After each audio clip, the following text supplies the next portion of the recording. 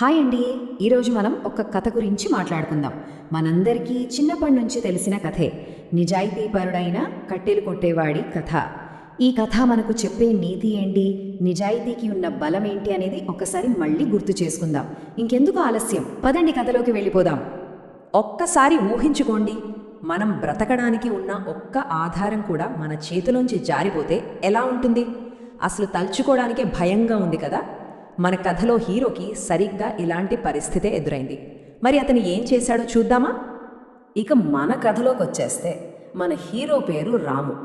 చాలా పేదవాడు, కానీ అతని దగ్గర డబ్బు కంటే విలువైనదొకటి ఉంది. అదేంటో తెలుసా? అతని నిజాయితీ, అతని మంచి మనసు. అతని గురించి ఇంకాస్త తెలుసుకుందాం. చూశారు కదా, రాము ఒక చిన్న పల్లెటూరిలో వాళ్ళ అమ్మతో కలిసి ఉండేవాడు. పేదరికమైతే ఉంది, కానీ గుణంలో మాత్రం చాలా గొప్పవాడు. అతని నిజాయితీ గురించే ఈ కథంతా నడుస్తుంది. అంతా ప్రశాంతంగా సాగిపోతోంది అనుకుంటున్న టైంలో రాము జీవితంలో ఒక పెద్ద కుదుపు, ఒక్క సంఘటనతో అతని జీవితం మొత్తం మారిపోయింది. ఏంటా సంఘటన? అదే ఇప్పుడు చూడబోతున్నాం. ఒక రోజులాగే నది ఒడ్డున కట్టెలు కొడుతున్నాడు రాము. అప్పుడే పొరపాటున చేతిలోంచి గొడ్డలి జారి చప్పున నదిలో పడిపోయింది. అంతే, తన జీవనాధారం పోయిందే అని కుమిలిపోతుండగా ఆ నీళ్లల్లోంచి మెరుస్తూ ఒక దేవత ప్రత్యక్షమైంది. రాము బాధని చూసి ఆ దేవతకు జాలి కలిగింది. చాలా ప్రేమగా దగ్గరకొచ్చి అడిగింది, ఏమైంది నాయనా, ఎందుకంత దిగులుగా ఉన్నావు అని. ఈ చిన్న ప్రశ్నే రాము నిజాయితీకి ఒక పెద్ద పరీక్ష పెట్టబోతోంది.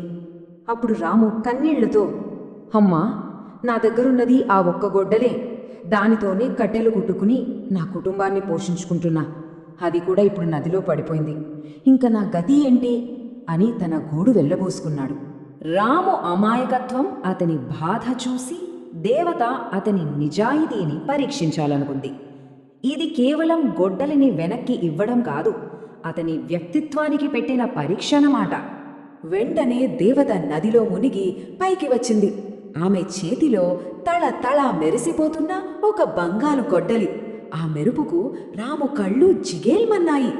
ఆలోచించండి, తన పేదరికాన్నంతా ఒక్క క్షణంలో దూరం చేయగల సంపద అది. ఆ బంగారు గొడ్డల్ని చూపిస్తూ దేవత అడిగింది, ఇది నీదేనా అని. ఇదే మొదటి పరీక్ష. ఒక్క క్షణం కూడా ఆలోచించలేదు రాము. వెంటనే, లేదమ్మా, అది నాది కాదు, నాది మామూలు ఇనుప గొడ్డలి అని ఎంతో నిజాయితీగా చెప్పాడు. అయినా దేవత వదల్లేదు. మళ్ళీ నదిలో మునిగి ఈసారి మిలమిలా మెరుస్తున్న ఒక వెండి గొడ్డలతో వచ్చింది. ఈసారైనా రాము మనసు మారుతుందేమో చూద్దాం. దేవత మళ్ళీ అదే ప్రశ్న అడిగింది, సరే మరి ఇదైనా నీదేనా? కానీ రాము సమాధానం మారలేదు. కాదమ్మా, ఇది కూడా నాది కాదు అని అంతే నిక్కచ్చిగా చెప్పాడు. చూశారా, ఎలాంటి ప్రలోభాలకు లొంగలేదు. సో ఇక్కడ చూస్తే రాము ముందు రెండు దారులున్నాయి. ఒకవైపు బంగారం వెండి గొడ్డళ్ళు అంటే ప్రలోభం, మరోవైపు తన పాత ఇనుప గొడ్డలి అంటే నిజం. రాము ఏ దారిని ఎంచుకున్నాడు మనకు తెలుసు కదా. అయినా కథలో ముందుకెళ్తాం. ఇక చివరిగా దేవత మళ్ళీ నదిలో మునిగి రాము యొక్క పాత తుప్పు పట్టిన ఇనుప గొడ్డలితో పైకి వచ్చింది. దాన్ని చూడగానే రాము మొహంలో 1000 వోల్టుల బల్బు వెలిగినట్టయింది. అవునమ్మా, అవును, ఇదే నా గొడ్డలి అని ఎంతో ఆనందంగా అరిచాడు. రాము నిజాయితీకి ఆ దేవత మనసు కరిగిపోయింది, ఎంతగానో మెచ్చుకుంది. మరి అతని నిజాయితీకి దక్కిన బహుమతి ఏంటో చూసేద్దామా?